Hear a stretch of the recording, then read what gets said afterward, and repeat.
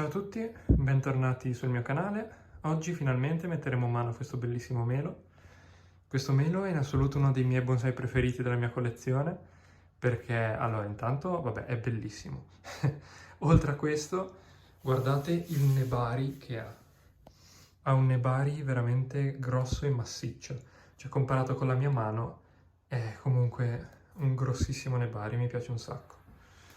Inoltre poi il melo fa tutti questi rami molto grossi, tipo questo, e questo qua sopra, che formano già un'impalcatura primaria abbastanza buona, e quindi questo è un lato positivo. Oggi quindi andremo ad eliminare tutti quei rami che sparano in aria e che non ci servono, e proverò ad andare a costruire a fare una prima impostazione di questo melo perché ancora non è stata fatta, a parte questo primo ramo che è stato filato, e per far ripartire poi in primavera. E poi tra l'altro ho visto che forse ci sono un po' di gemme da fiore, tipo questa, se la metto a fuoco. Non ne sono sicurissimo perché non ho mai visto una gemma da fiore, però mi sembrano un po' più grosse delle altre, un po' più rotonde, quindi forse sono gemme da fiore.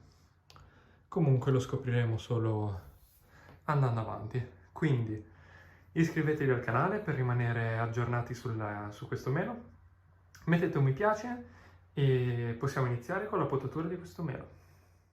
But if I lay down and I play dead and I stay dead, maybe you'll get sick of being the monster out of my head, under my bed. Think you're something out of my life. Ok, facciamo un attimo un punto della situazione di quello che sto facendo, di quello che ho fatto fino adesso. Allora, ho tagliato innanzitutto il ramo che usciva da qui e che andava in alto, che assolutamente era inutile in termini di estetica, perché tanto c'è poi questo ramo qui che va a riempire sopra. Questo primo ramo non lo taglio perché voglio lasciarlo crescere liberamente nella prossima stagione vegetativa, perché voglio assolutamente che si ingrossi. E tutta la zona dell'apice adesso la devo ancora fare, e la andrò a fare spiegando passo passo quello che faccio. E qua dietro il grosso ramo che era qua dietro, che era questo, che usciva qui circa così, lo sono andato a tagliare completamente perché usciva troppo dalla silhouette dell'albero e quindi non mi serviva. Ok, ora posso continuare ad andare a potare l'apice.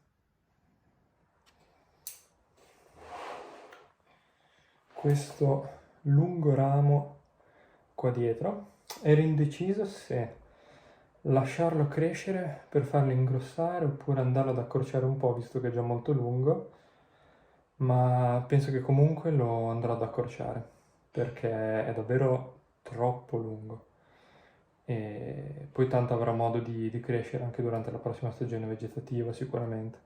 Quindi lo taglio qui dove c'è una piccola gemma.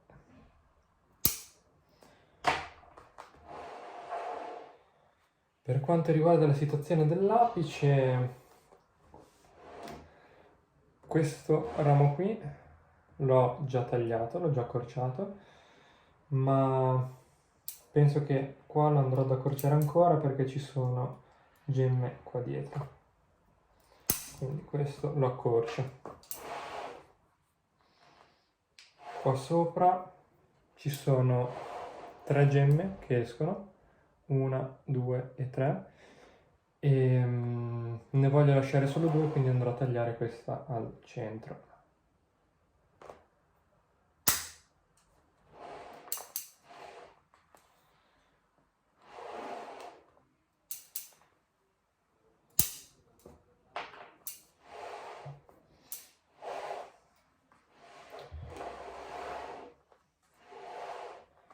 Questo ramo che spara qua in alto, penso che lo andrò a accorciare anche questo a questa gemma. Questo probabilmente diventerà forse un ramo un po' di profondità, perché si trova in una posizione buona. Questo melo ha dei buoni rami che crescono nelle posizioni giuste, perché ha dei buoni rami di profondità, un buon apice e l'unico problema è il primo ramo, che è questo, che è un po' sottile rispetto agli altri, ma lo lascerò correre e cercherò di non potarlo proprio per farlo ingrossare.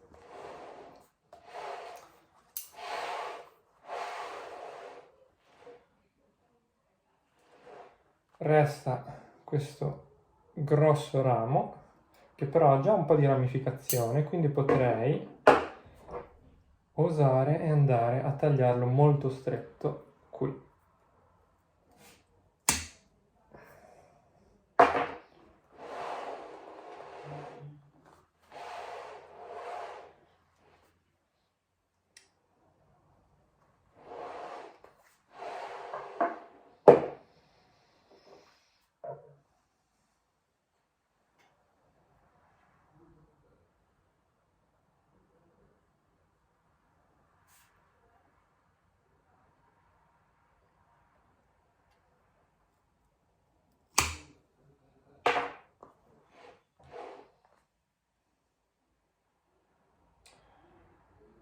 Qua c'è un ramo che non so se si vede qui sul fronte, questo ramettino qua, che non so se lasciare oppure andare a tagliare, perché potrebbe creare una ramificazione interessante che viene giù da questa parte qua, potrebbe andare a riempire un po'. Però questo molto probabilmente sarà uno stile semi-cascata, perché tutto l'albero tende un po' verso sinistra. Di conseguenza, forse questo ramo alla fine non mi serve, quindi lo vado a tagliare.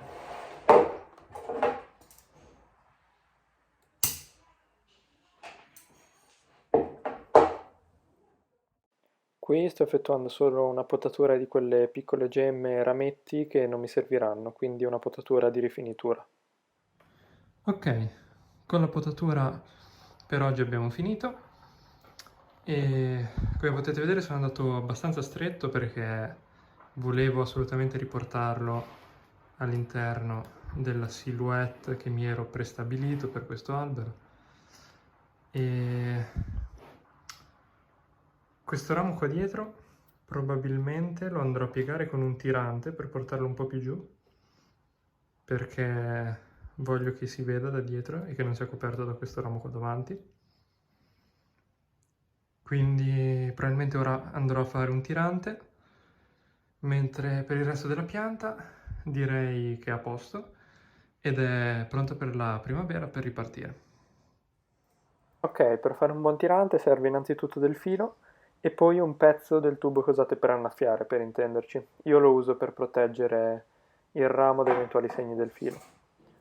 Poi ovviamente delle forbici per tagliare il filo e basta. Per fare il tirante misuro innanzitutto la distanza che c'è tra il ramo che voglio piegare e il vaso.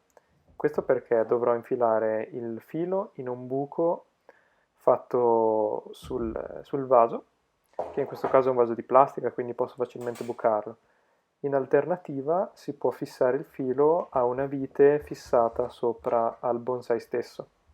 È un intervento un po' più invasivo che io preferisco non fare se proprio non ne ho la necessità.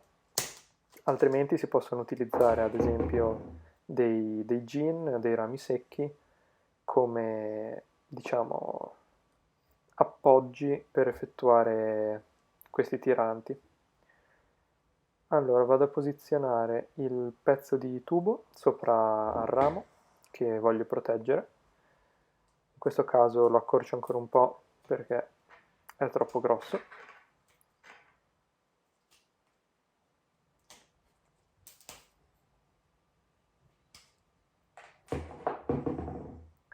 Una volta sistemato il pezzo di plastica, ci si deve accertare che non vada a coprire nessuna gemma e che non vada a dare fastidio appunto alle gemme che poi nasceranno in primavera. E lo si va poi a tagliare sempre con delle forbici e si va a posizionare sul ramo. Dopodiché si prende il filo e gli si fanno almeno 2 giri attorno per essere sicuri che sia bello stretto E dopodiché si ferma il filo a un'estremità e l'altra parte del filo si va a posizionare dentro il buco che ho effettuato sul vaso.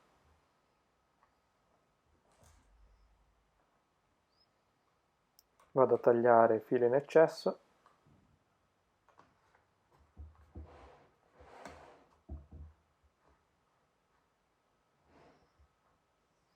Una volta fissato il filo al buco nel vaso, lo tiro fino a che il ramo non raggiunge la lunghezza, diciamo, l'altezza desiderata, quindi quella che ci permette di vedere il ramo dal fronte, in modo che non sia coperto da altri rami che ci stanno davanti. Questo serve per dare una profondità maggiore all'albero e per dargli una silhouette globalmente migliore.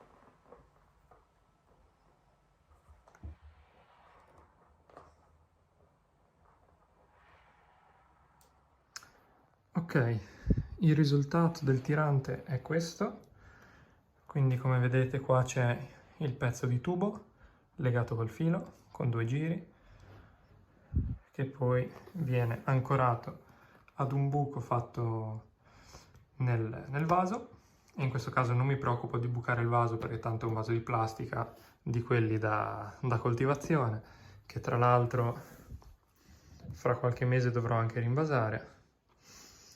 E quindi questo è il tirante, come si presenta.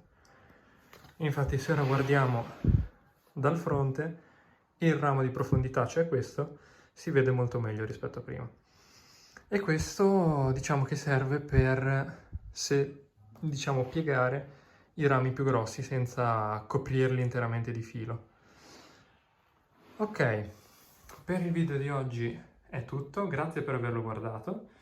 Rimanete sintonizzati, quindi iscrivetevi per sapere se ripartirà e come ripartirà in primavera questo melo. E per il resto lasciate un mi piace e ci vediamo nel prossimo video. Grazie a tutti!